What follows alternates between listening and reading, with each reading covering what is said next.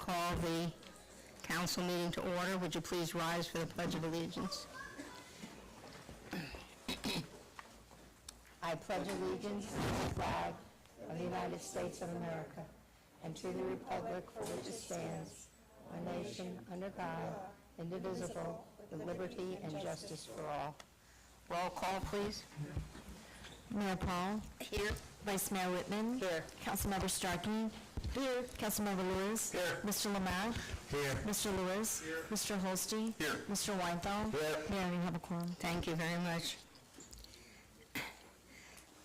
The beginning of each first meeting of the month, we have an open public comments segment, and this is an opportunity for individuals to come forward and give us any information or ask questions. You have 3 minutes, each speaker. The only thing is that if you're not to speak on something that's on the public hearing agenda, at that time you can speak on that. So is there anybody that wishes to speak in the open forum? Come up and... Did you fill out a form? No, I didn't, ma'am. You'll need to do that before you leave, okay? Please state your name and address. My name is James Baldacchino at 13441 Southwest 9th Court in Davie. I'm here because I'm having a problem with the police department. They seem to think that they have discretion as to whether they can write citations. The town ordinance that you people wrote say if it's a major violation of the ordinance, they go to jail. If it's a minor violation, they get a citation. There's no choice C or D. What's happening every time I go out for a walk, there's cars parked across sidewalks, and they don't want to do anything about it. You were supposed to get back to me because I was here several months ago and asked the same question and saying, I'll get back to you. Remember when we made this, I balanced the budget? You did that at our expense. Our safety and our health are being impinged upon because you didn't want to get these guys to do their jobs. Their specific performance is to uphold and enforce the laws of the town of Davie. And they say, oh, we have discretion from the state, but they don't. You wrote the laws. Why would the state ask the towns and the counties to hire their own police departments and write their own ordinances if they supersede them with Florida statutes? I don't understand this. What can we do about it? I'm surprised that no one got back to you on it because when you speak at a council meeting and we say that we're going to get back to you, they usually follow through. And I'm going to specifically ask the police chief to speak. Mayor, if I could interject, myself and Chief Kinsley have had numerous conversations with the gentleman over the past 3+ years on this matter. We've explained the town's stance and the town's ordinances multiple times. I'm more than willing to... You said Florida statutes 316.1945 subparagraph C says an officer may write a citation. That applies to a Florida statute. It doesn't apply to the town of Davie's laws. Read the ordinance. It says you get a ticket or you get a jail.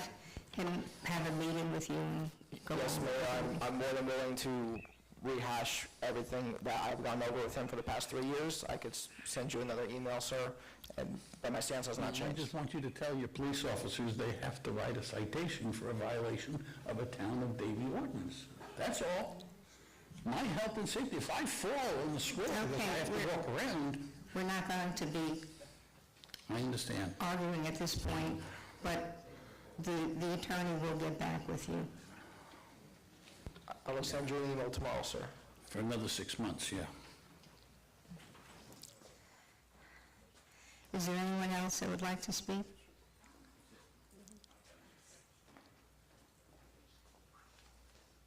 Seeing none, I'll close the open public meeting. We'll go on to presentations. I'd like to call on our Parks and Recreation and Cultural Arts Director, Mr. Pullman, to talk to us about, yay, orange blossom. Can you believe it's February already? Wow. Yes, you took the words right out of my mouth. Good evening, Mayor, Vice Mayor, Town Council, Administration, staff, members of the public, Jeff Pullman, Parks, Recreation, and Cultural Arts Department. And tonight we're very excited to promote the Town of Davie's 89th Annual Orange Blossom Festival, Parade, and Rodeo.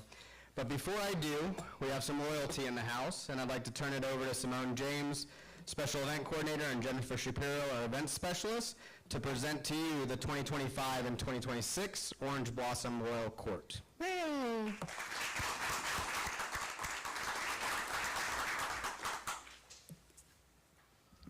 Good evening, Mayor, Vice Mayor, Town Council, and Administration. We would like to begin by thanking our 2024-2025 Orange Blossom Royal Court, who've proudly served the town during their reign. The success of our pageant would not be possible without our pageant director, Lisa Alvarez, Master of Ceremonies, Rebecca Vetter, judges Alina Jelensky, Leslie Schroeder, and Michelle McBride, as well as our performers, the South Florida Cloggers. Sponsors, Sarah V. and Flamingo Road Nursery. Over 40 girls across 5 age categories participated in the pageant on August 30th, 2025. Each queen represents the town of Davie throughout the year at special events, rodeos, including the recent Davie 100 Centennial celebration and lighting of the Greens event. The Royal Court will also be featured in the 89th Annual Orange Blossom Festival, Parade, and Rodeo. Congratulations, 2025-26 Orange Blossom Royal Court. Without further ado, I present them to you. Tiny Miss, Eliana Gelsomino. Bring them up in front there. Yeah. Little Miss, Piper McDonald. Junior Miss, Emily Rose. Miss Junior Teen, Tara Adler. Miss Teen, Hannah Gagliardi. Thank you to the participants and all who have contributed. Once again, congratulations to our 25-26 Orange Blossom Royal Court.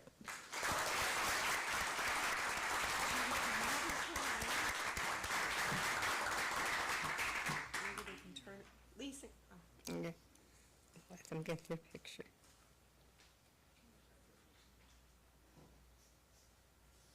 can you have them turn around too, so I can get one?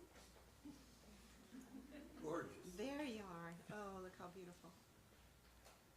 Thank you. You guys look great. You look adorable. Thank you so much.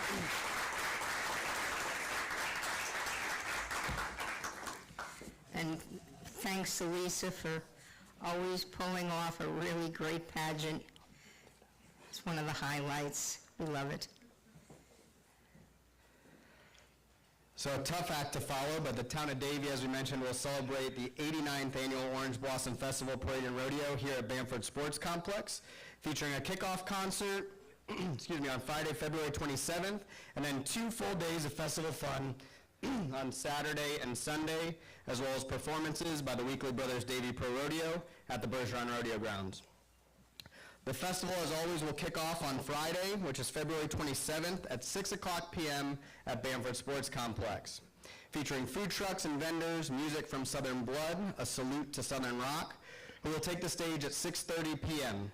to kick off the festival, as well as the parade rodeo right here in Cowboy Town, USA, Davie, Florida. The festival will continue Saturday from 10 a.m. to 6 p.m., and then Sunday from 10 a.m. to 4 p.m. On Saturday, we do ask everybody to enter the festival grounds from the main entrance on Pine Island Road. We'll have attendants direct you to parking spaces. We also have additional dedicated handicap parking spaces near the playground. On Saturday, the parade will step off and travel from Southwest 36th Street, south through the park, and then west, past the festival grounds and exit on Southwest 92nd Avenue. Anyone entering the park after 9:45 a.m. will be directed to the south parking lots to not impact that parade route. So the Orange Blossom Festival activities on Saturday include the parade, as mentioned, live music and entertainment.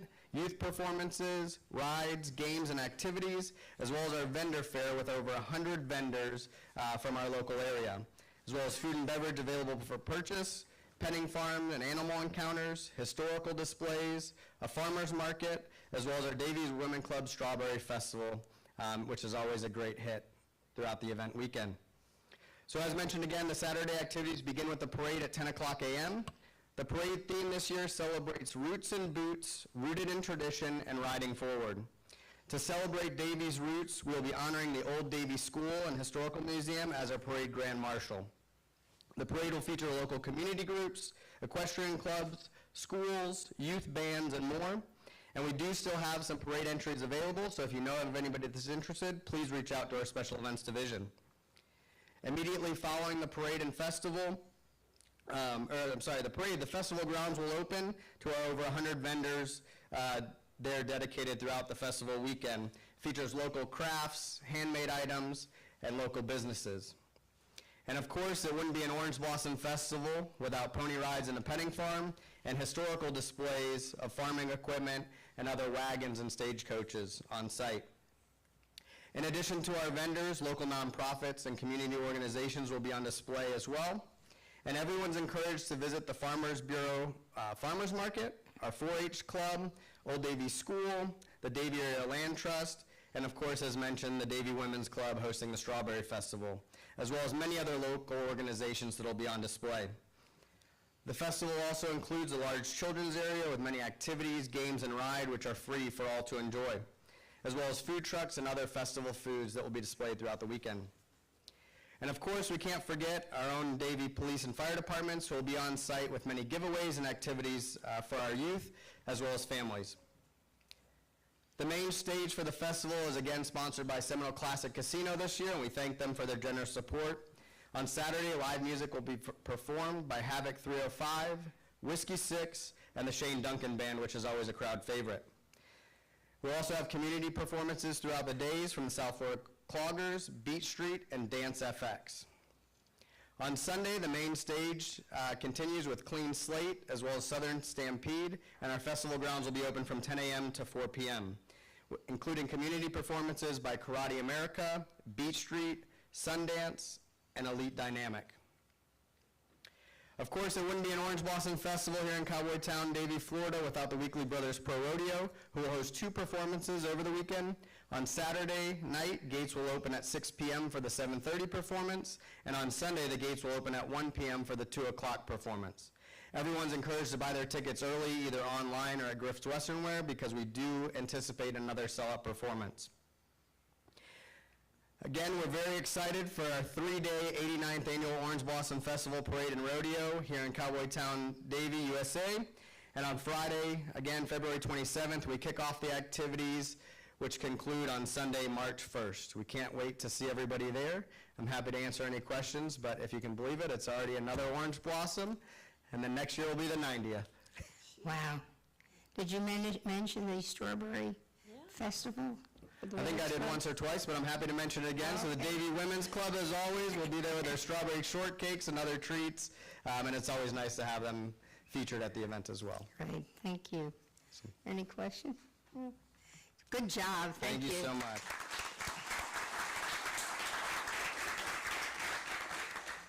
Our premier event.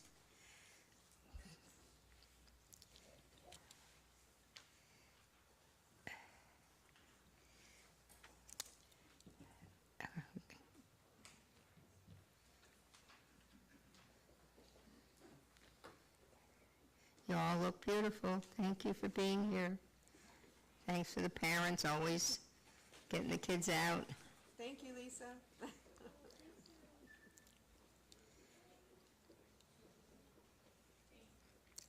Our next item, another exciting moment in history.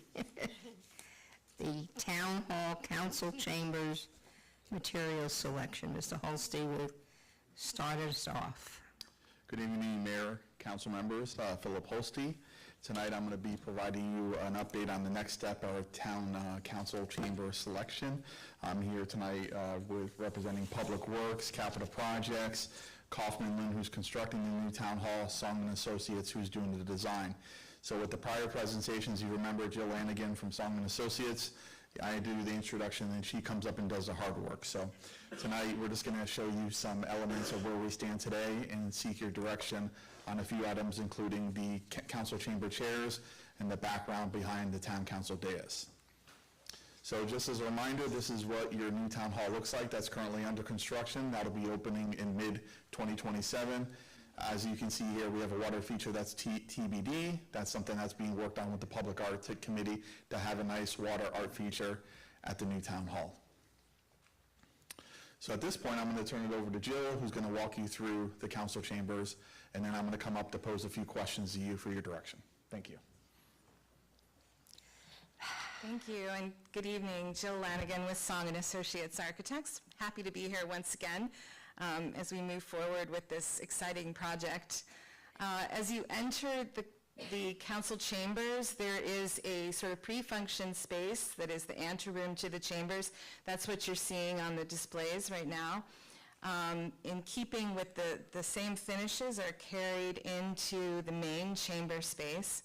And this evening we have two decisions before you, but I'll walk you through a little bit more of that. First, we're going to be looking at the selection of the fabric for the seating, the audience seating of the chamber. And then the second, we're going to talk about the backdrop to the dais and some options there. So to begin, this is the view of the chamber looking from the dais out to the audience. You can see in the foreground of this the speaker's podium, as well as the tables that can be used for staff for various presentations or other presenters. And then you see the audience section really in three areas with two aisles, dividing and bringing you to the back of the room. Through those doors at the back of the image is where you would step out into that anteroom I was just showing on the previous slide. On the board here in front of you on the easel, we do have actual samples of some of the finishes. If looking at the walls of the space, they're both a combination of some painted areas as well as some acoustical fabric panels that will really help with sound within that space. And then we have some wood accents. This image is showing a gray option for the fabric. And I'm going to give you just a closer look at that seating, but of course nothing beats the reality in front of you here. So we welcome you to take a close look at those. This is, as I said, a fabric color called Shire Greystone. And then we have another option, which is more of a blue fabric to the chairs, and you can see that in front of you as well. I would also like to point out it's always hard to capture carpet and carpet patterns and the richness of those patterns in a rendering, but you do see those, and we can certainly have somebody hold them up for you if they're out of your view. The carpet has both a blue and gray combination of threading within it, so it does work well with either seat choice and just gives a maybe slightly different tone. So that's one of the decisions today, and there's a closer look at the blue fabric. I might also note that often on every different type of screen that you're viewing, colors can look a little bit different, so always best to look at the actual sample in front of you. Moving on, the second decision that we have before you tonight is the background of the dais. So I'll walk you through this view a little bit. Obviously, this is from behind the audience, looking toward the dais on the front, where we have positions for all of you, as well as for town manager and clerk and your sergeant at arms. You can see just in front of the dais, you can see the speaker's podium again, and the tables at the front, as well as the monitors around the room. I'll again point out here, if you look at sort of the side walls, it's a combination of either painted surfaces or the acoustical fabric panels, which you can see on the board, and again with the wood accents. The dais itself is a wood on its face, and then there is a top cap that is a solid surface, like a stone material, for durability. So behind your seats there on the dais, you'll see that there's some some stepped panels. Those are meant to help with the acoustics within the space. What you're seeing where the seal is and those panels running to the side is what the base project included. That is paint on drywall panels. And tonight we do have a suggestion for an upgrade or enhancement to those panels, which could incorporate a wood finish as well as some stacked stone, just giving it a bit more refined appearance. So with that, we'll hand it back over, and happy to answer any questions about any of the finishes you're seeing. Thank you, Jill. So Mayor Paul, we're going to turn the meeting back over to you.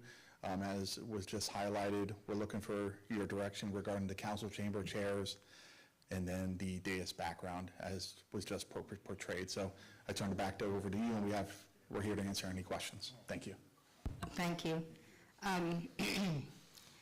As far as the chairs are concerned, I'm blue.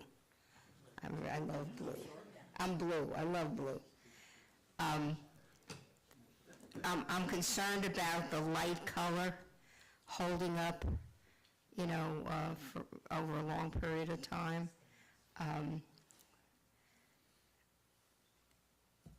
So, if each of you chime in. What do you think? Are they Scotch guarded?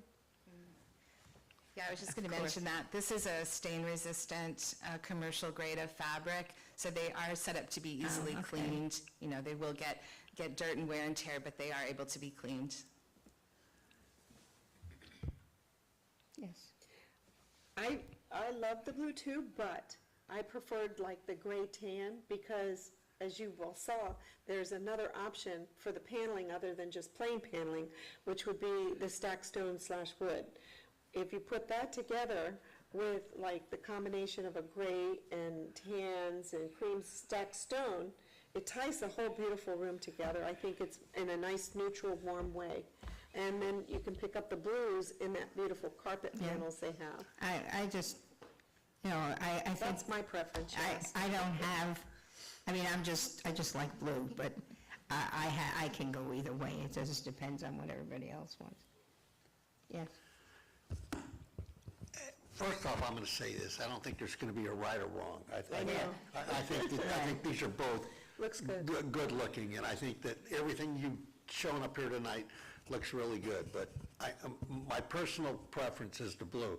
But I want to tell you an article I read years ago. My office being a contractor, I get a lot of stuff on colors. And when you see logos and company colors, they do a lot of research on that. And there's one company called Big Blue, IBM. IBM did a lot of research on that color and how it was perceived. And I read that probably 38 years ago. And so I've always been somewhat partial. I like the color anyways, with certain things with my company, and everybody always outvotes me. But I've always thought, all the research that's gone into blue, that people tend to look at it and have a very positive, that it just brings out a positive look that people like. So that's one reason why I tend to favor, the blue anyway. It's warm. Yeah, it's a good color, but I'm going to say this, so if you guys do pick the gray, it's going to look good regardless. I love how there's gray and blue in the carpet, so. I just think the blue is kind of dated, to be honest, anymore. I mean, most of the places you go now, you The see a sky, lot the of sea, grays. they're not dated. No, it'll never, yeah. I mean, that was my only, and believe me, I went back and forth on both, and I thought they were both very beautiful, but I tended to jump right to that That hurt. gray tam. I know. Oh, and what are we both wearing? Blue. We're both wearing blue. We're dated. And I always wear blue. I don't have blue on. We're both wearing blue. No, I just, in much of what I thought, and I see a lot of the gray tans coming out more now. Yeah, but it's not tan, it's gray. It's gray tan. What do they Maybe call that's it? my eyes. They say gray. Warm gray, yeah, warm gray. This is such a big decision. It is. But I want you to know they're very, very comfortable, too. Thank you. Did Michelle Yes, I say know, I anything? said it. Did I miss what Michelle said? Michelle didn't say anything yet. Did I miss that? Does the ocean turn you on? I like the one closest to the desk. The lighter one? 'Cause if you go back to the two pictures where you were showing the two different, the front, okay, so that's with the one that's closest to the desk, correct? This is the gray. All right, and then flip to the one that's the, It lightens the room a little bit. Yeah. I don't know if that, you can't really judge colors. She said that, but I'm telling you Right. personally, you can't judge colors by that. So it's a 2-2 with like, we love them both. Maybe we should do a survey in the audience alone to see. You know, after all, they'll be sitting in it more than we will, and or we could flip a coin. Flip a coin, I'm good with that. Or we could always use both. nah. Do you feel blue today, or do you feel gray? For reserved seating, you know, different. I don't know. I just think with, you've got so much going on in the carpet that it just, the lighter color plays to me off of the carpet. It's not a wrong decision. No, I'm not gonna miss it, one way or the other. I'll go with the gray. They're both beautiful. They're both beautiful. And mine is just a personal preference, and Mine too. I mean, even though my accent's and I think Michelle had a good I point. do too. When you look at the picture there, and then you look at with the gray, the room is a little brighter, so. Okay. Thank you. Okay. So we got your direction on the gray? We're going to gray. Okay, we're good. Thank you. And then the background. Either. Definitely the one with the wood and stone. Can I ask a That question? is really nice. That looks gorgeous, but how does that affect the acoustics? Does it at all? They said it was the same when you asked, so I don't So know. actually, the wood panels would actually have acoustic properties. So we'll get panels that have those same acoustic properties. The stone, of course, it's a little harder surface, but in a room this size with the other acoustical elements we have, it shouldn't really cause any issues. Okay, that was my only question, because that is gorgeous. That That is looks, very pretty. when you see it from this side where it's a better color, that looks beautiful. And if I might say, the one that comes with the grayish and the tans and the, I think that's the stack stone that you kind of look for. I have a whole brochure in my office. Every time, staff knows that every time I want to turn around and give stack stone. But I think to complement what we're doing on the outside of the building with a stack stone, it's nice to be able to carry it back into the chamber. And, I mean, it seems to all blend nicely that way. It's beautiful. pretty. I love it. I like it. I can't wait to sit there and run a meeting. I think it goes very well with the town seal as well. Yes, it does. Yeah. And it's just June, right? Correct? Okay. Beautiful job, thank you. Thank you very much. Thank you for your direction tonight. And any other questions you might have? No? No? Thank you very much. Thank you very much. We appreciate all of you. Gotta take a picture of that. But it is tilt wall, so any day, right? Probably start having them, but they have no roof. Bring our lawn chairs. Okay, we're going on to the consent agenda. I'm going to pull 17. Is there anybody else that needs to pull anything? Can I have a motion to approve the consent agenda without 17? I'll make a motion to approve the consent agenda minus item 17. Second it. All those in favor say aye. Aye. Any opposed? That's unanimous. Thank you. On 17, I had just made a request to kind of look at a little more aesthetics in the parking lot.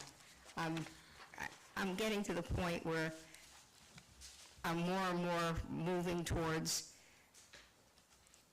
keeping the parking lots from being just nothing but asphalt, giving them a little bit of character, warming them up, making them a little more environmentally friendly. And I want to thank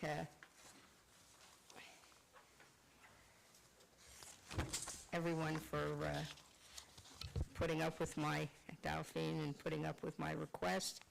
So I'm going to go ahead and suggest that we approve this with staff recommendations that were on the memo, as well as the additions that were presented to you by a memo today from Mr. Quigley on adding silver or green buttonwood and replacing sod with the perennial peanut. So I would be willing to accept a motion to that effect. Mayor, I'll make the motion, but I have a quick question. In this handout, it shows some oak trees that are in there, and the one that's on page 5, it shows the oak trees. Those roots look like they're going in already into the parking lot. Is that what we're replacing then? With the silver and green buttonwoods? Do you see on page 5 on the right? Yeah, but He'll answer your question. Mr. See? So Dennis Mealy, 200 East Broward Boulevard, Fort Lauderdale, on behalf of the applicant. So we have very large oak trees in that northern property line. So what we're doing with the silver and green buttonwoods is just planting those between the oak trees. We're trying to save the oak trees, but as you get down lower, the trees have big branches and there's not as much vegetation down lower. So these smaller trees we're planting between the oak trees will make for a better buffer. Yeah, I panicked because I didn't think they were taking any of those oak trees out. Yeah, I know. The only problem I see is that when they're very old like that, the oak trees, the roots, if they're not proper in the way they were planted to begin with, they start to grow those big roots that chew up the asphalt, and it looks like that's what's happening here in the photo on the right.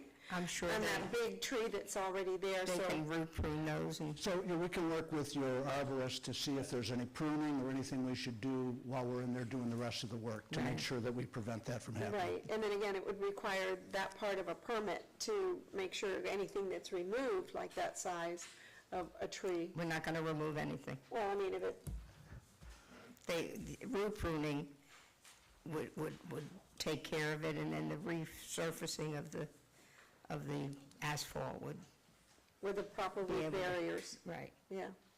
Okay, so just wanted to make sure that that was not coming out and something was being done with those roots. Root.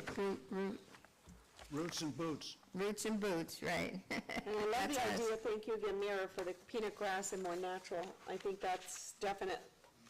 And So you want to go you ahead and kept make it. the, I'll make a motion to accept the memo that was addressed by staff today with the recommendations, as well as the one that was submitted to us today, that we have before us, that wasn't attached.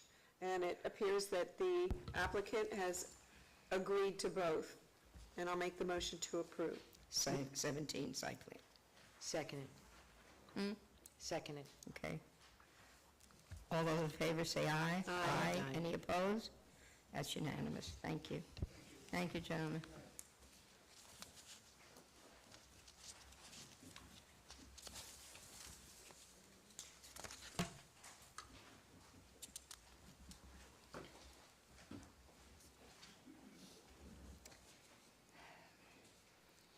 We have two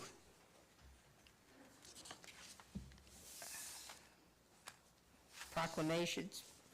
One is February is Black History Month, and I don't know, I've done this before, and I continue to do it. There are so many inventions and advances that were made by African Americans over the years, and it's always important for us to remember many of the things that they accomplished. So one thing that I'm doing, on Facebook is every day I'm posting something of note. And I always, when I taught this in history class, I always taught about Madam Walker. She was a very unique woman. She was actually the first entrepreneur, millionaire in the African American community. And she developed hair products that are still used today. So it's always very interesting when you look at the individuals and make sure that they get credit for the things that they've done in history. We also have Government Communications Day. Governments communicate. Sure. Mayor, we need to do the public hearing section. Huh? Public hearing. Oh, didn't I do that? No, we skipped items 18, 19, and 20, Mayor. Oh, my goodness. Am I in a rush or what? Okay, I can go back.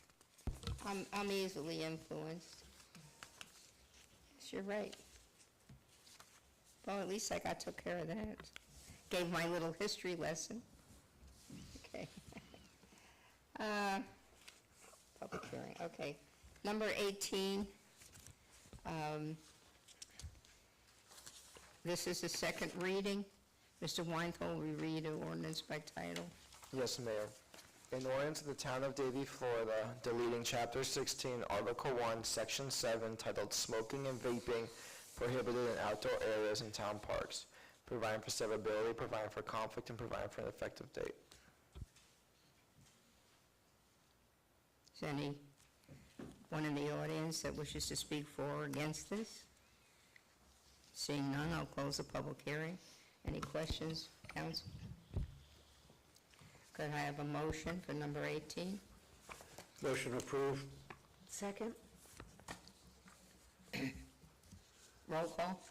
Vice Mayor Whitman? Yes. Councilmember Lewis? Yes. Councilmember Starkey? Yes. Mayor Paul? Yes. Motion passes. Thank you.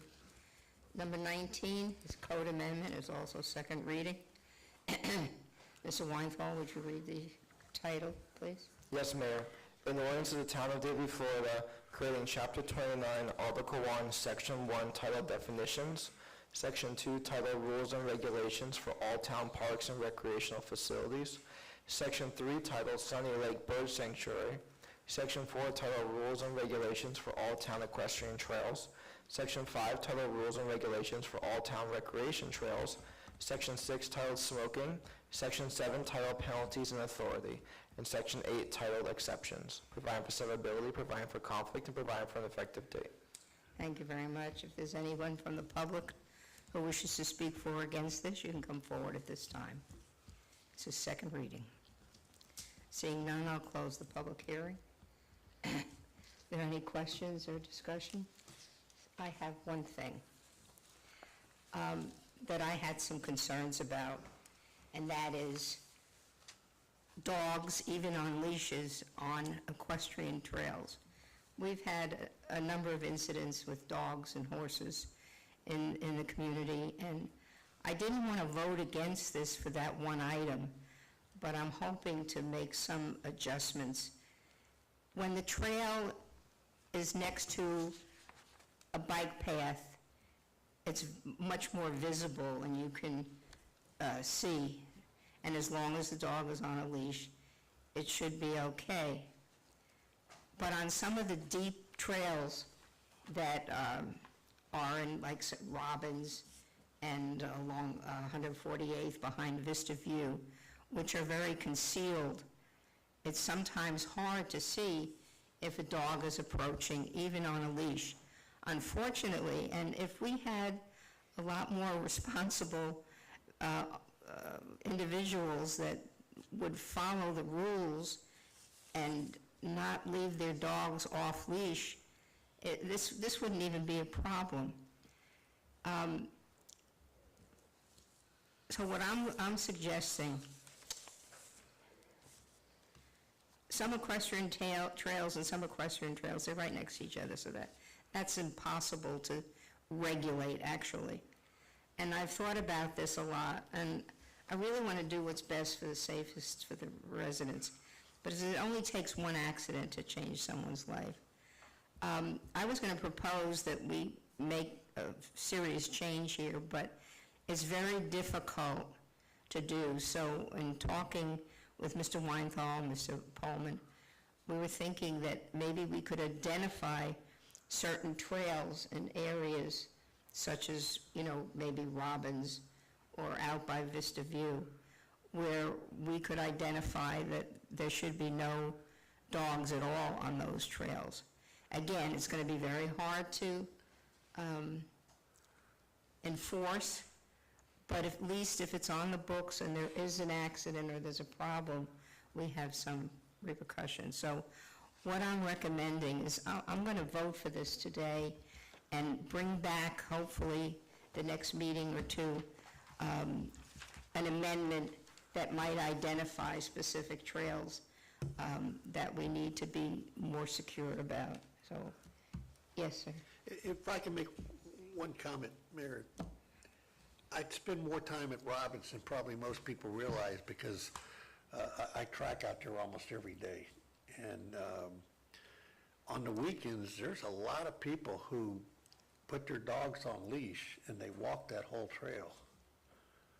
And when I say a lot, I've gotten to know them that they wave at me because they see me out there with my dogs, and that's what they pull up. They take their dogs out and they walk that whole trail for exercise, but he's on a leash. And there hasn't been a problem with any of those people. The problem that I see, and I have a neighbor that rides the horse on the trails, but she has her dog on a lead when she does that. But those people have dogs that are barking at people on horses. They're under control. When I go riding, there's a couple neighborhoods, in my neighborhood even, that if I ride my horse down there, a dog comes out and barks at me and my horse. Those are the ones that are a problem. The ones I see at Robbins on a leash aren't the problem. Yeah, well, I'm not talking about the one trail that comes down from the bridge that a lot of people use, talking about some of the ones that are a little deeper and back in towards going over to Orange. And there are some people that come there to the big pasture there in Robbins, and they walk that, and they're not on a leash.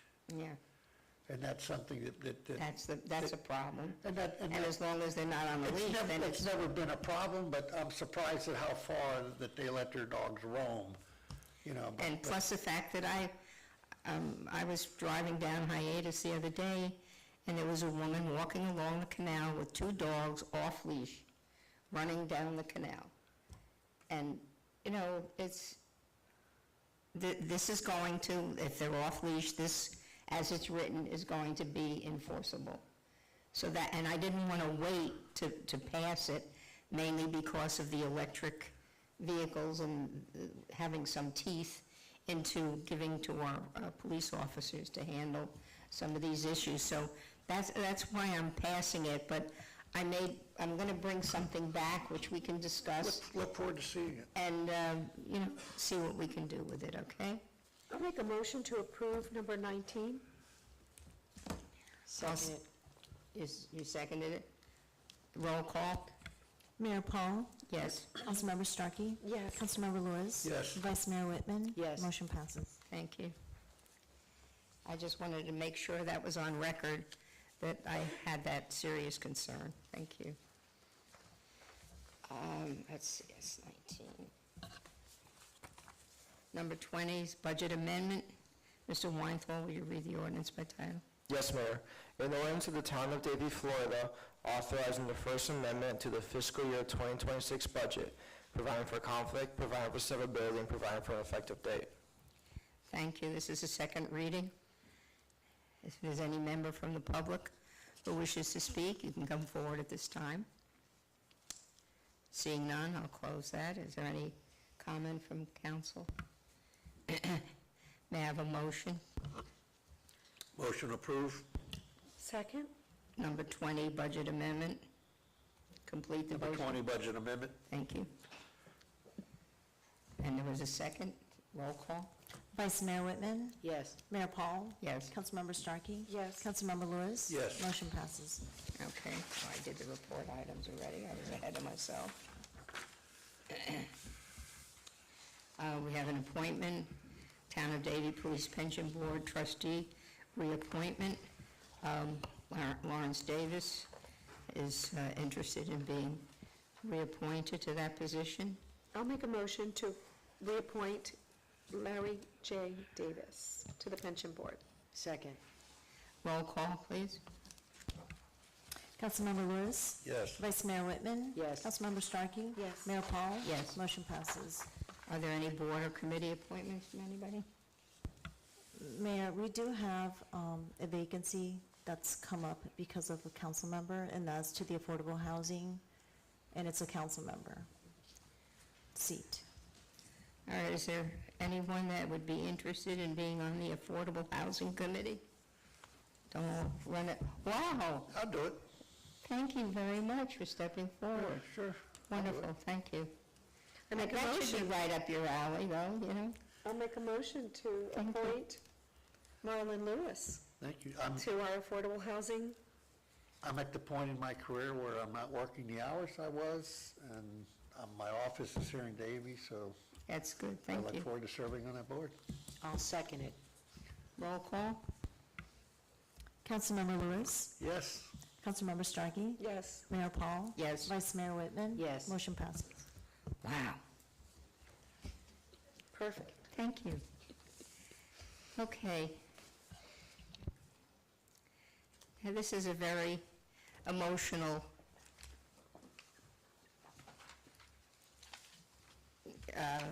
new business, which deals with the fact that the town council received a letter of resignation from Councilmember Carol Hatton in District 2. Councilmember Hatton's resignation became effective February 1st, 2026. At this time, I'd like to read the resignation letter into the record. Dear Mayor, Vice Mayor, and council members, after careful consideration, I have decided to resign from my duties as Town Council member for District 2 and Community Redevelopment Agency Board member, effective February 1st, 2026. This decision was not made lightly, as it has been an honor and a privilege to serve the residents of the town of Davie. I am grateful for the opportunity to work alongside my fellow council members, town staff, and community partners for more than 15 years. It has been an honor to contribute to the town's progress and preservation that have strengthened and supported our community. To facilitate a smooth transition, I am prepared to assist as needed to ensure that all pending matters under my responsibility are properly addressed. Thank you for your trust, support, and collaboration throughout my service. I remain proud of the work we have accomplished together for the betterment of the town of Davie. Sincerely, Carol M. Hatton. Carol has been such a strong part of this council for so many years, and she's always put her heart and soul into everything that she's done. And we can't thank her enough for her years of service. I have so much more I'd like to say. I'm feeling a little emotional, I'm sorry. I'd also like to say the same. She's dedicated herself not to, and it'll surely be missed, because there's so many times that we were out there and, you know, she can't wait to help someone, no matter what. If there's somebody who came up to her and they had an issue, she was the first to say, I'll take care of it, let me do it, and I'll help you, and here's my card. Or every place, even the Boys and Girls Club, she never missed going over there. She was always a part of it and her community. And we've made some tough decisions, all of us up here together, sometimes not the same vote, but we've always had the same vision. Every one of us up here has that same vision for this town, and I think it's such a great place because of her and her involvement.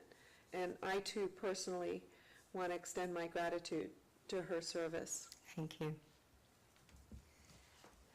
Did you want to say? I'm finished for my comment. Oh, okay. At this time, I'm going to turn over to Mr. Lemack. I guess Evelyn's going to do it, right? You're going to start? That's And fine, he's Mayor. going to explain No, to that's us fine. what the process is for filling a town council vacancy. Good evening, Mayor, Vice Mayor, council members, administration, members of the public. My name is Evelyn Roig, and I'm the town clerk. And this evening, I'll be providing a brief overview of the requirements for filling and the process for filling a vacancy in the town council.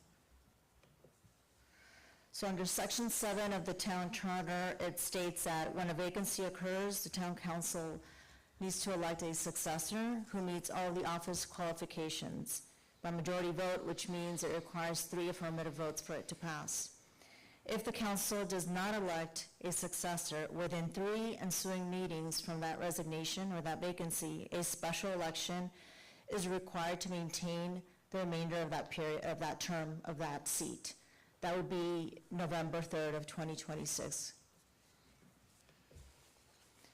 So a successor needs to be a registered voter or elector in the town of Davie, and they must provide proof of their residency in the district that they're qualifying for a minimum of 1 year prior to the opening of qualifying period. So today essentially would be the opening of qualifying period, February 4th, so that would be on or before February 4th of 2025. And that individual must continue to reside in that district for the remainder of that term of that seat. So if a vacancy is not elected by March 4th, the office must be filled by a special election. However, under state law, municipal elections in Broward County may only be held on certain dates as authorized by the county. So because a general municipal election is coming up on November 3rd of 2026, that would satisfy that special election requirement. And so what is the process and the timeline? So the process begins now, February 4th, and it runs through February 11th at 5:30 p.m., where I will be administering the qualifying process, and during this process, anyone seeking interest in serving District 2 Council must submit the required documents to our office so we can review them and verify them. And it's also recommended that they submit a letter of interest and a resume as well.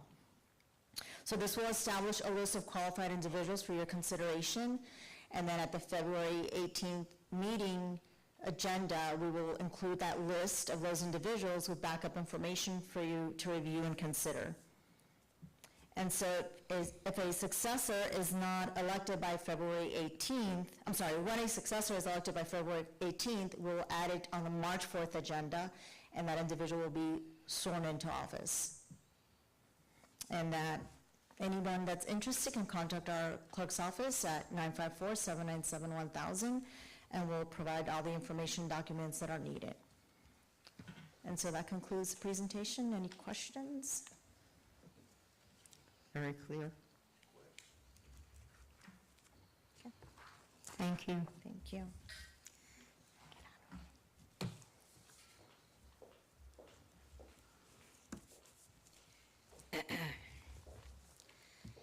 Just got to take a deep breath after that.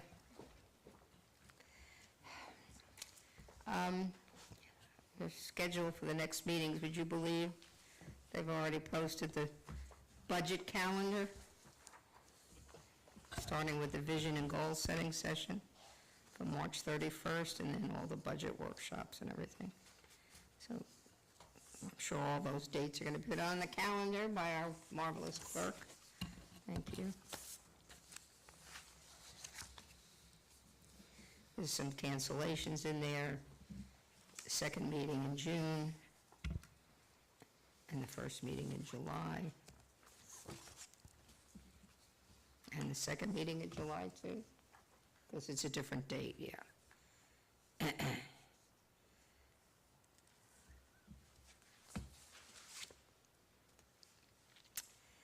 Okay, go down to mayor and council member comments.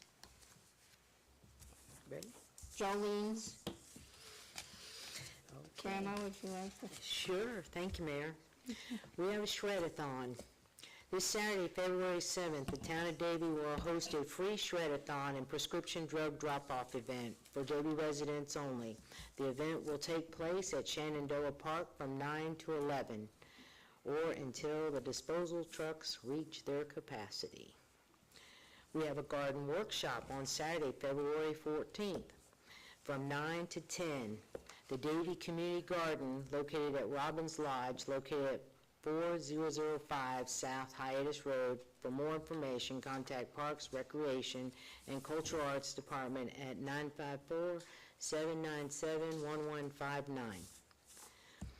Last week, I had the pleasure of attending the Florida League of Cities Legislative Action Days in Tallahassee. A special thank you goes out to Councilmember Susan Starkey for all of the introductions, guidance, and support throughout the event. Her leadership and dedication to our town was evident as we met with state legislative and advocated for important municipal issues. The conference was an excellent opportunity to collaborate with city officials from across Florida, share ideals, and learn more about the process that impacts our local government. Also, I came home with some tips. 1, Tallahassee has the best collard greens. 2, plan on walking a lot, everywhere. Tallahassee is not flat. 3, the most important, when your flight is at 5:30 a.m. and they tell you you must be at the airport 2 hours ahead of time, the tip, especially if the temperature is 17 degrees, Tallahassee Airport does not open up until 4 a.m. They do not let you in the terminal, so plan accordingly. Last night, it was an honor to attend the Davie Fire Rescue's annual awards and recognition ceremony. Congratulations to all of the recipients, and a special attaboy to the Firefighter of the Year. Last but not least, happy birthday to all the February babies. And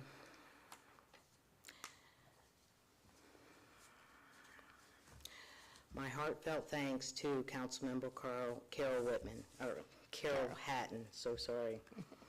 We're going to miss her, but we're still going to stay in touch. And that's all for me, Mayor. Thanks. Thank you. Well, she took out some of my legislative report. Actually, it was an honor to take Michelle with us to Tallahassee and kind of show her the ropes, which I've been going up there for 35 years, as Mayor had previously as well. And it's always exciting because for much it's the same of the buildings, they don't move. The legislators do. They switch office, they leave office, another one shares this office. They go from you think they're in the Capitol from last year, no, they're in the House Senate building or the other building, back and forth. You're running. One of our colleagues was tracking steps, and we have 14,000 steps, and the day wasn't even over. We were able to meet with Representative Ballman, Representative Cassell, Senator Pizzo, Representative Gottlieb, Daley, Sharif, and Honchowski and Rosenwald. Most of the Broward delegation we were able to meet with, if not together, again, separate. I was able to attend some of those meetings as well. The legislation is a full-on attack again for municipal government. The key issues that we had obviously is property tax. There's multiple bills pertaining to property tax. Some are worse than others, but remember, every time you take away one source of revenue, you have to fill it with another source of revenue. Even if they carve out police and fire, where do the police and fire actually get their water for a fire hydrant? But from our public works. From our utilities department. Where do we get the roads to drive on? But from our public works department. So it's not just, and how do they hire the police and fire if we cut their budgets too to spend for the police and fire? So it's not just it's all intertwined with budgets that are doing very well across the state, and many of them are doing an excellent job, or they wouldn't be reelected time after time.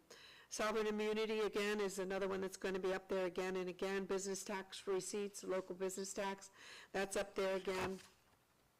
natural disasters and the way that we track for a 50-mile, whether or not it has standards for how you can qualify for reimbursements and activate. There's a lot of things that are out there that are even worse. So there's 1,800 bills that are out there right now. I just mentioned a few that are on our hot ticket. And then I have some brochures that we've put together, and I'm going to give one to each council member that we were also passing out. There's a QR code, so you'll be, I'll keep one too. So there's a QR code on the back, and these are available for our town to pass out and let everybody understand the data that the Florida League of Cities has been able to collect over the past several months, thanks to our town managers and staff who put that together. Our data is also on this website, and it tells them exactly what our millage rate, how much we're spending, and where the money's going, and how we allocate it percentage-wise. So it's a good deep dive on all cities throughout the entire state of Florida, the 411 cities. So it's a good opportunity for everybody to access this information. Also on the Florida League of Cities website, if you're curious, you can go and look for municipal property taxes on the Florida League of Cities website. We attended the Florida League of Cities reception, which gave us in-depth, detailed briefings on what was upcoming for not only that week we were there, but for this week being week 4. We will see a lot of more bills starting to take more form between 4 and 5 week, and then by the 6th week, hopefully they'll button it up. The issue of property taxes, after meeting with several senators, not just our own, but several others that I met with, they all are in agreement it will not be resolved in the Senate. So if there's not a bill in the Senate, they don't have a companion bill from the House. The House passed theirs, but if the Senate doesn't pass one, it doesn't go anywhere. So that would lead to an April special session on municipal property taxes. Some of the other more fun things, it was Broward Days. All the local businesses, charities, and other affiliates with Broward County all went up for Broward Days, and they had a very good, Michelle had to leave, so she didn't get to attend that one. They had a lot of the media there doing interviews on where they forecasted certain issues to go, and a lot of the business community was very concerned also about property tax because, again, if you reduce it in one area, they're concerned that small businesses and commercial are going to be attacked as well. I want to thank the chiefs for grilling with the chiefs. We enjoyed that very much. Again, it was a great turnout, and of course, I can't pick between the police or fire, but you all did a great job. Those were very delicious. Thank you for that again. Thank you. Marlon? Thank you, Mayor. Let me start off by saying Saturday, February 7th, is the town's free child safety seat installation program. The demonstration and installation will be carried out by certified police officers in the traffic unit service aid. The event will take place from 9 a.m. to noon at CarMax on 7420 West State Road 84. If interested, secure your spot by Friday, February 6th by calling PD's traffic unit, CSA, and that number is 954-693-8358. And I want to congratulate all those from the Davie Fire Rescue personnel who were recognized at last night's award ceremony. Unfortunately, and I was not able to be there. I had an MRI yesterday, and I'm one of those people, in order to stick me into that tube, you have to tranquilize me. Oh, no. So my wife was not allowing me to go anywhere last night. But my congratulations, kudos for everyone for last night. So now I need to talk about something that's very dear and important to me. We have the orange blossom coming up. As long as I can remember, and I was trying to sit here and when I went to my first one, and I think it was 29, 30 years ago, we've always thrown candy when we go to the orange blossom. And we throw it out there to the people. Every year, everybody tells me that we're not supposed to do that. And I do it, and I feel guilty because I do it. are we gonna allow us to have candy at this Orange Blossom? I mean, as long as you're not throwing it at people, I thought it was a part of our culture of being in the Davie Orange Blossom. The funny thing is I always found that I was so busy bending over to pick up the candy, I was missing out on waving to people. So last year I decided not to throw any, and some kids yelled at me, "Where's your candy? Where's the candy?" It's a tradition. But, enough people walk along and hand out candy that if some of us don't do it, it's not a great disaster. I usually give out dog biscuits, so. Dog biscuits, candy, it's just a part of who and what we are. I love doing it. And I think the problem is that if you don't get it out far enough and it lands on the road and the kids run out on the road, the horses, the vehicles and stuff like that, and I think it was requested that it not be done as a safety precaution. But we haven't had an issue in how many years we've been doing Orange Blossom? We haven't had one issue. I don't think we've hit anybody yet. Just saying. After I so many think years. that's, now we can say, we've got to be careful giving it, but Well, let's leave it, I think you can do what you want to do. How's that? well, I've been doing that, but That's I'd like to, I don't think it would be appropriate for us to say, yes, you can do it, and after we've all these years asked you not to. So I've done it just every year. leave it as it is, and did you want to say something about it? This is important.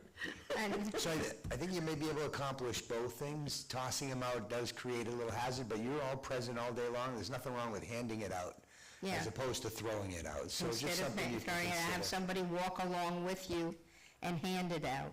okay, I'll compromise on that. How's that? Fair enough, There you go.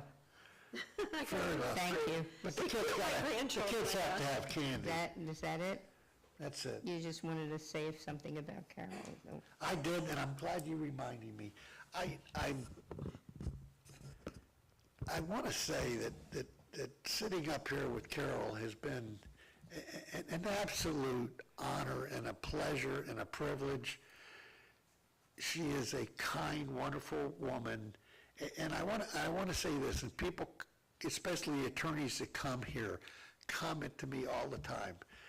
And if you go to some of the other municipalities and you watch them on the TV or whatever, there's a lot of animus among some of the other municipalities. And all of us up here may not agree on everything, but I care about everyone up here. And we're losing Carol, and there's a lot of care. I mean, everybody up here.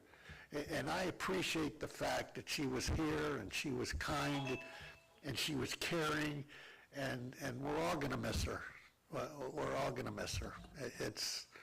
I wish she was still here, but it's inevitable. We're all going to be replaced in time, but it's been an absolute pleasure, and I speak for everyone up here to work with her. It was a jewel to work with.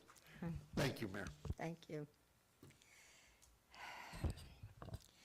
I have a few things. I had sent this, I think, to you, Mr. Pullman, from the Friends of the Library. They wanted to do a storybook trail, and we hadn't heard anything, but since my first reference to you, they have an Eagle Scout who wants to do the project and wants to take it on, and I was just wondering if you had reviewed it any further, and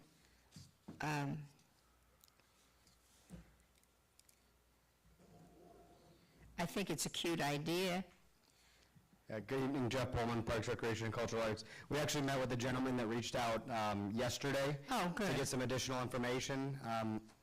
Excuse me, he's still going to send us some additional information, but we got an overview of what they were anticipating, as well as talk through what agreements may need to be in place for them to then continue the program and kind of oversee the Storybook Trail.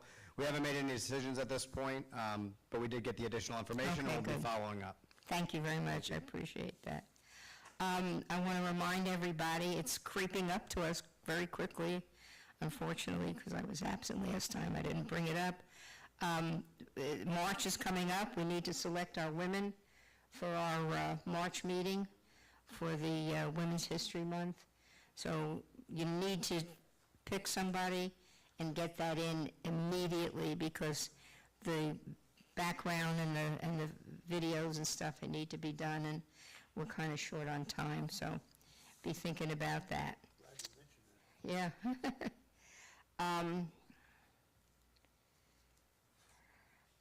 I have been receiving, several letters from residents that are considerably concerned, rightfully so, about the continuing problem with anti-Semitism within the community. So I just wanted to say again how we vehemently speak up against anti-Semitism, supporting all, not just the Jewish population, but all groups need to be treated equally and fairly and non-judgmentally. It's very important that we love our neighbor. I just wanted to make that clear. Again, the fire awards, the video was phenomenal. They put it on Facebook, and I just got such a kick out of watching it again. If you haven't seen it, make sure, maybe we can send it to everybody in an email.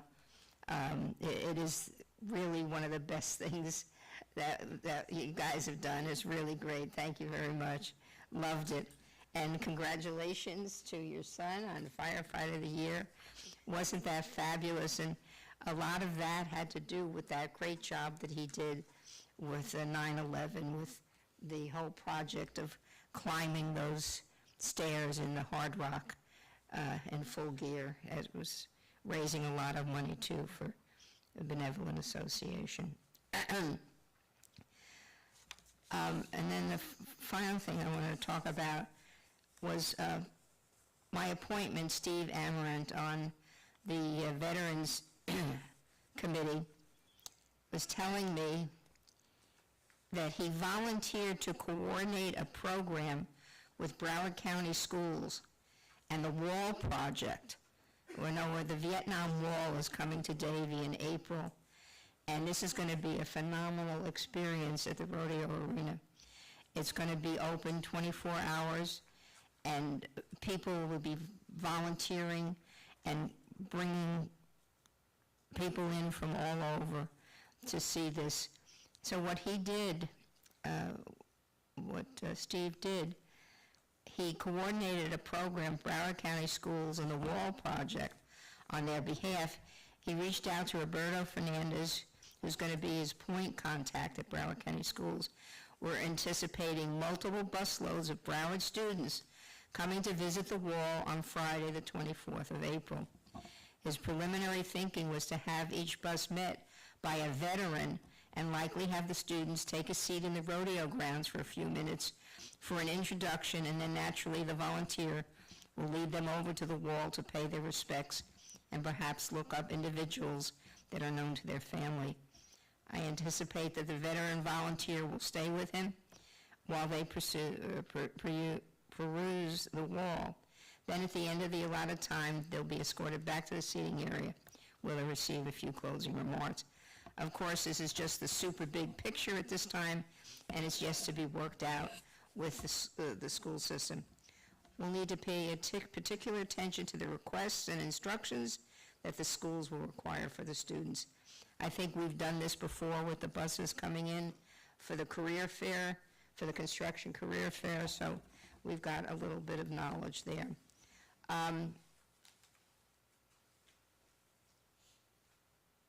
Let's see. He just wanted to keep me informed about this, what he was doing, and he's so proud that it's here.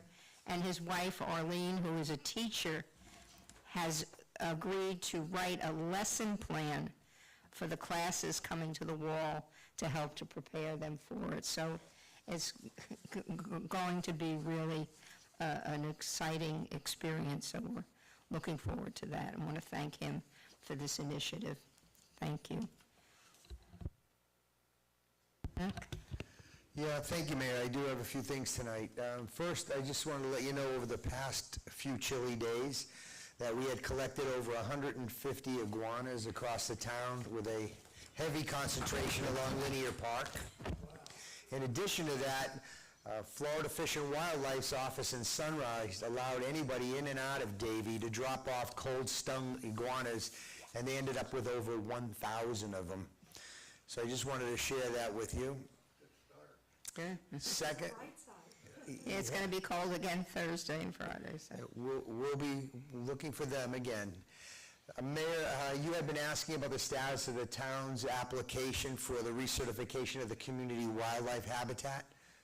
So I'm happy to share that the town received notification from the National Wildlife Federation that we have been recertified for 2026. Great, terrific, thank you.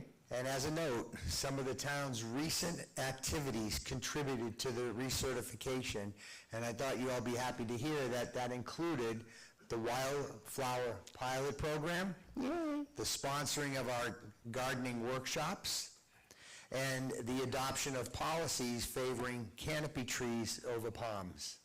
So I wanted to also let you know that Lisi Bazinet, our own Lisi, she had taken that on behalf of all of us, David's assistance. So let's congratulate Lisi for helping us take on this initiative. Thank you very much. Congrats Good to job. Lisi. And I just wanted to, my last comment is also to Council Member Hatton. So for me, over the past 15 years, we, like each of you, with me, have established our own special relationship in service to our wonderful community. Councilmember Hatton, some years ago, and I'm just going to use 30 as a rough number, actually taught my children when they were in elementary school. I had no idea that some decades later that our paths would cross, excuse me. She has always been, as you've all said and know to yourselves, that she's been a pleasure to work with as she constantly puts service to others first. I know our relationship will not conclude with her separation, and on behalf of all the employees that have come up and asked me to express on behalf of everybody, we wish her nothing but the best. So thank you. Thank you. Mr. Weinfeld?